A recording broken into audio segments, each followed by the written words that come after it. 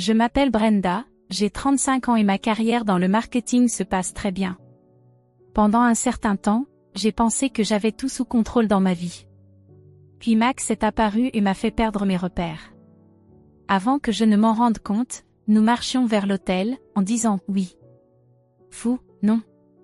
Mais voici le détail, Max avait un fils de 12 ans, Greg. Emménager chez eux était comme marcher sur un champ de mines. J'ai tout essayé pour gagner Greg à ma cause. Et, j'ai fait ta lasagne préférée, disais-je, en espérant un sourire. Au lieu de cela, il roulait des yeux et grommelait un « peu importe ». C'était comme parler à un mur. Une nuit, je lui ai proposé mon aide pour ses devoirs de maths, on va affronter ces fractions ensemble, ai-je suggéré. Il a claqué son livre et a grommelé, je n'ai pas besoin de ton aide. Tu n'es pas ma mère.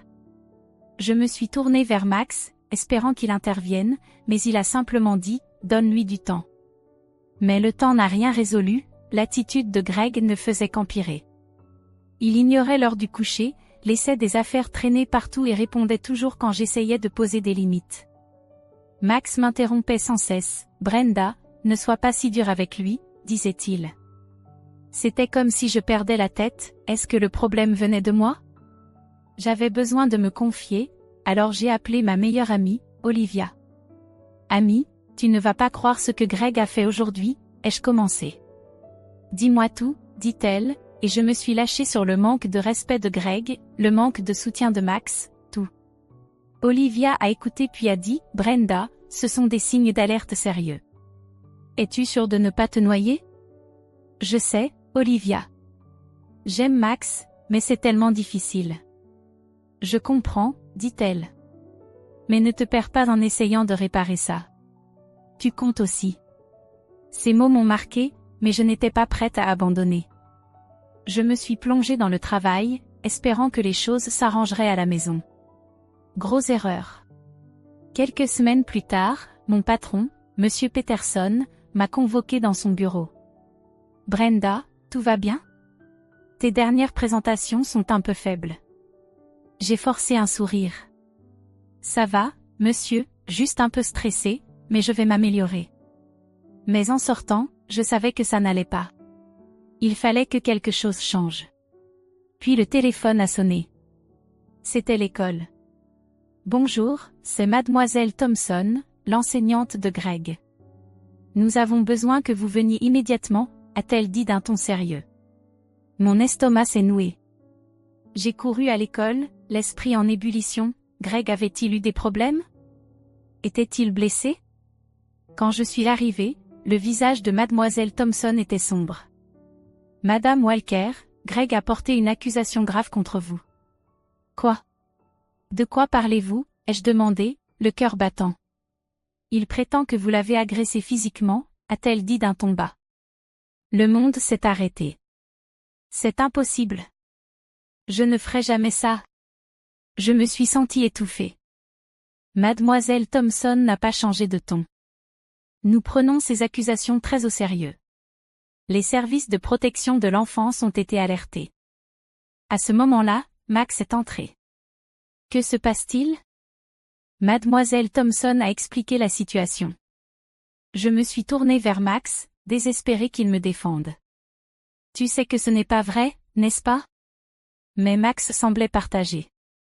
Il s'est tourné vers Greg, c'est vrai? Brenda t'a fait mal? Greg, sans me regarder dans les yeux, a affirmé, la semaine dernière, pendant que tu étais au travail, elle m'a frappé. Ça ne s'est jamais produit, ai-je crié, perdant mon calme. Une assistante sociale est arrivée peu après. Madame Walker, nous allons avoir besoin que vous quittiez la maison de la famille pendant notre enquête. Partir? Mais je n'ai rien fait. Max a finalement pris la parole, d'une voix basse, peut-être que c'est mieux, Brenda, juste le temps de résoudre ça. C'était comme un coup de poing. Tu crois vraiment ça, Max? Il n'a pas pu me regarder dans les yeux. Je ne sais plus quoi croire maintenant. Désorientée, j'ai fait mes valises et j'ai appelé Olivia. Puis-je rester chez toi? Je t'expliquerai tout quand j'arriverai. Dans son appartement, j'ai craqué. Entre deux sanglots, je lui ai raconté tout. Ce petit monstre a fulminé Olivia. Et Max? Comment ose-t-il ne pas te défendre? Je ne sais pas quoi faire, Liv. Ma vie entière s'écroule. Olivia m'a serré fort dans ses bras. Tout d'abord, nous allons trouver un avocat. Je connais la personne qu'il te faut. Le lendemain, nous avons rencontré Sandra Davis, une avocate expérimentée en droit de la famille. C'est une situation sérieuse, Brenda, a dit Sandra. Mais des accusations fausses arrivent. Nous allons nous battre contre cela. Au travail, les murmures me suivaient partout. Tu as entendu? Brenda a frappé son beau-fils, a commenté mon collègue Mark. J'ai toujours pensé qu'il y avait quelque chose de bizarre chez elle. Plus tard, Mark s'est approché de mon bureau. Quelle situation compliquée, hein? Les enfants disent n'importe quoi. Il ment, Mark. Je ne l'ai pas touché, ai-je dit entre mes dents. Ok, je dis juste, où il y a de la fumée. Il s'est arrêté de parler lorsque je me suis brusquement éloignée. Bloquée dans les toilettes, j'ai appelé Olivia, la voix tremblante. Je n'en peux plus, Liv. Tout le monde pense que je suis un monstre. Écoute, a dit Olivia avec fermeté. Tu es forte, tu es innocente. Nous allons surmonter ça. En raccrochant, je me suis regardée dans le miroir. J'avais l'air fatiguée, effrayée, mais il y avait une lueur de détermination dans mes yeux. Je ne vais pas laisser les autres me briser, murmurai-je pour moi-même. Je vais me battre pour ça, et je vais gagner. Au cours des semaines suivantes, Sandra et moi avons travaillé sans relâche pour construire ma défense. Nous avons besoin de témoins de caractère, a-t-elle expliqué. Quelqu'un qui puisse attester de ta relation avec Greg. J'ai pensé à quelqu'un. Monsieur Peterson, il m'avait vu avec Greg lors des pique-niques de l'entreprise. Quand je l'ai appelé, il n'a pas hésité. Bien sûr que je vais témoigner. Je t'ai vu avec Greg, tu es patiente et gentille. Des larmes ont émergé pendant que je raccrochais. Au moins, quelqu'un croyait en moi. Sandra a également programmé une évaluation psychologique. Après plusieurs séances, le docteur Ramirez a conclu, je ne vois pas de signe de tendance abusive, en fait, tu démontres un fort désir de prendre soin et de protéger. C'était une petite victoire, mais j'ai pris ce que je pouvais. Pendant ce temps, Max était silencieux, les rares fois où il s'exprimait, c'était toujours à propos de lui. Les gens parlent, Brenda, cela affecte vraiment mes affaires, a-t-il dit un jour. Je pouvais à peine croire ce que j'entendais. Tes affaires, Max? Ma vie entière est en train de s'effondrer. Il a raccroché sans dire un mot de plus. Quelques jours plus tard, Olivia m'a appelé, la voix chargée de colère. Tu ne vas pas croire ce que je viens d'entendre. Qu'est-ce qu'il y a maintenant, ai-je soupiré. J'étais au Starbucks et j'ai entendu Max parler à quelques voisins. Il parlait mal de toi, Brenda, disant qu'il aurait dû savoir mieux que de se marier avec quelqu'un qu'il connaissait à peine. La trahison a fait mal comme un coup physique. Il a dit cela après tout ce que j'ai fait pour lui et Greg? Je suis désolée, ma chérie. Tu mérites mieux, a dit Olivia gentiment. Quand je pensais que les choses ne pouvaient pas empirer, une avancée est venue d'une source inattendue. Mademoiselle Thompson, l'enseignante de Greg, a contacté Sandra pour demander une réunion urgente. J'ai remarqué quelques incohérences dans l'histoire de Greg, a-t-elle expliqué, visiblement mal à l'aise. Eh bien, j'ai mené une enquête. Ce n'est pas la première fois que Greg fait de fausses accusations. Mon cœur s'est accéléré. Que voulez-vous dire? Mademoiselle Thompson a soupiré. L'année dernière, il a accusé un professeur de favoritisme lorsqu'il n'a pas obtenu le rôle principal dans la pièce de l'école. Cela a été examiné et il s'est avéré que c'était complètement fabriqué.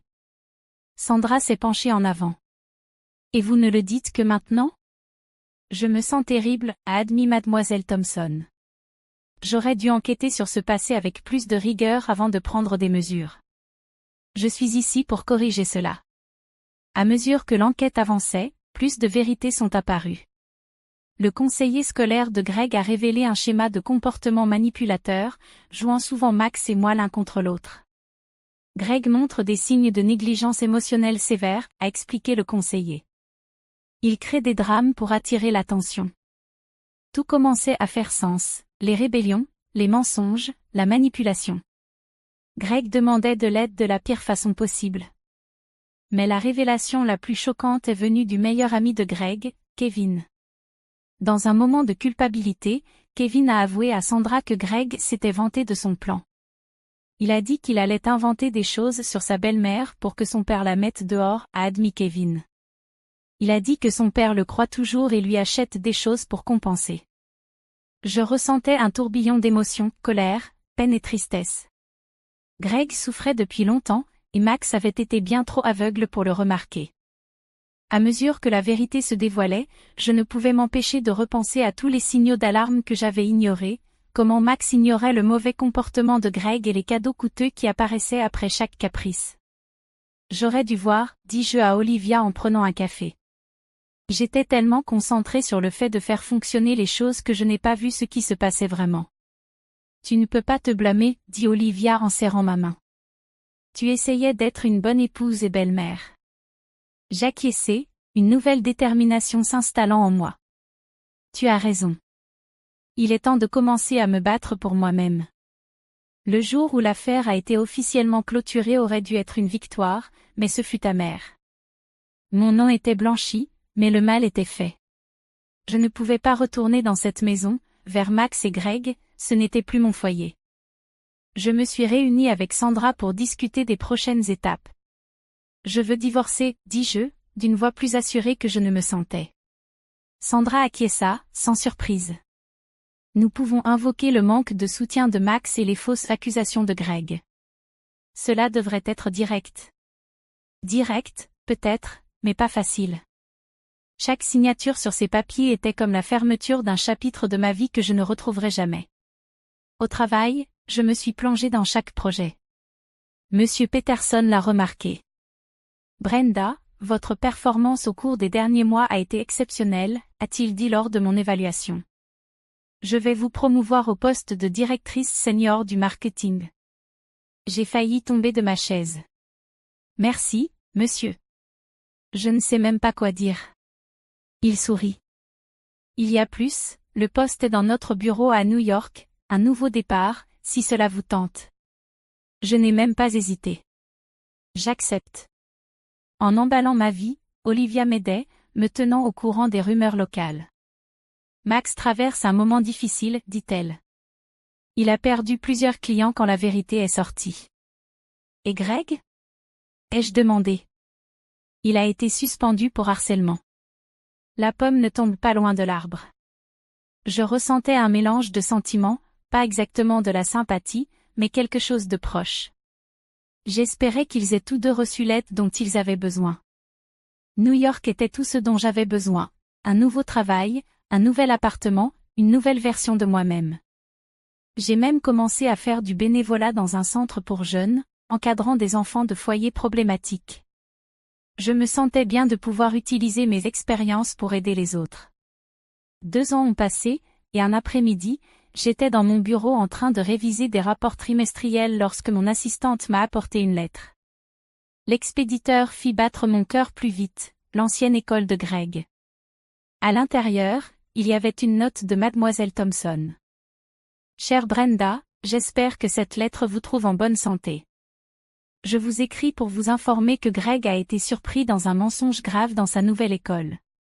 Il risque l'expulsion.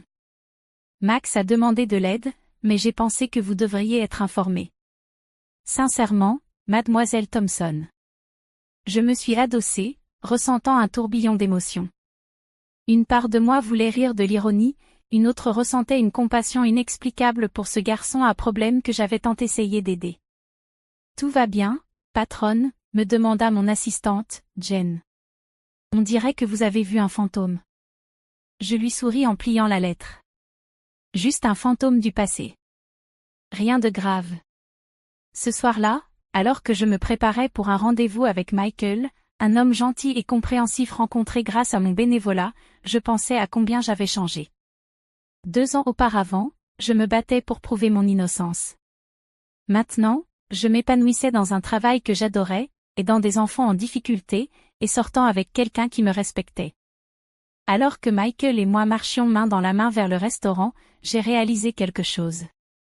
J'étais heureuse. Vraiment heureuse. Pourquoi souriez-vous? Demanda Michael en me serrant la main. J'ai regardé l'horizon de New York, ma ville adoptive. Je pensais simplement à combien les pires choses qui nous arrivent peuvent nous mener aux meilleurs endroits. Il hocha la tête, avec compréhension dans les yeux. Eh bien, je suis heureux que quoi qu'il se soit passé, cela vous ait amené ici. Moi aussi, pensais-je. J'avais survécu. J'avais prospéré. Et j'avais trouvé le bonheur. En entrant dans le restaurant, j'ai pris une décision, je ne répondrai pas à cette lettre. Ce chapitre de ma vie était clos. J'avais une nouvelle histoire à écrire et j'avais hâte de voir comment elle allait se dérouler. L'histoire s'arrête ici, mais la discussion ne fait que commencer. Que feriez-vous à la place de Brenda? Si vous receviez cette lettre à propos de Greg, 2 ans plus tard, offririez-vous de l'aide malgré la douleur qu'il vous a causée? Ou laisseriez-vous ce chapitre fermement clos? Vos expériences influencent votre perspective, et nous serions ravis d'entendre vos réflexions. Laissez votre réponse dans les commentaires ci-dessous.